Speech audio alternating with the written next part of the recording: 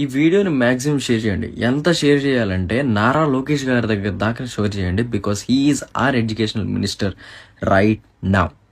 సరే, the thing ఏంటిదంటే తిరుపతిలో ఎస్వి గవర్నమెంట్ కాలేజ్లో ఒక లెక్చరర్ బోర్డు మీద అమ్మా నాన్న యేసు ప్రభు అని చెప్పేసి రాశారంట.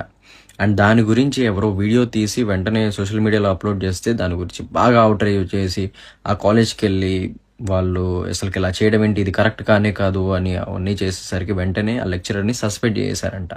అండ్ తిరుపతిలో అసలుకే చేయకూడదని చెప్పేసి వాళ్ళు అవన్నీ చేశారంట. ఎస్, బాగానే ఉంది. I to agree with that. Because ఎందుకంటే ఎడ్యుకేషనల్ ఇన్స్టిట్యూట్స్కి కానీ ఎడ్యుకేషన్కి కానీ ఈ రిలీజన్ అనే ఆస్పెక్ట్ అనేది కొంచెం దూరంగానే ఉండాలి. Because religion always divides. And educational ఇన్స్టిట్యూట్స్లో కానీ స్కూల్స్లో కానీ వీటన్నిటిలో యూనిటీ ఉండాలి. అండ్ డైవర్సిటీ అనేది కంపల్సరీ ప్రమోట్ చేయాలి. అలానే ఉండాలి, కరెక్టే.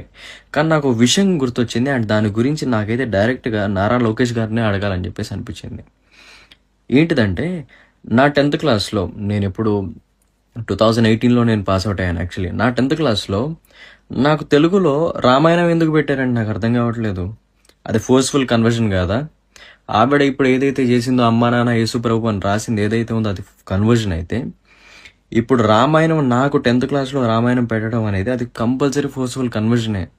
బికాజ్ ఎందుకంటే సచ్చినట్టు మేము కంపల్సరీ చదవాల్సిందే. అండ్ దాని గురించి మేము ఎగ్జామ్లు రాయాల్సిందే. లేకపోతే మాకు మార్కులు రావు, లేకపోతే మేము పాస్ అవ్వము. అది కన్వర్షన్ కాదా? నా పాయింట్ అయితే చాలా అంటే చాలా సింపుల్. ఏంటంటే ఆవిడ చేసింది ఏదైతే ఉందో అబ్సల్యూట్లీ రాంగ్. మరి మీరు చేసేది ఏంటిది?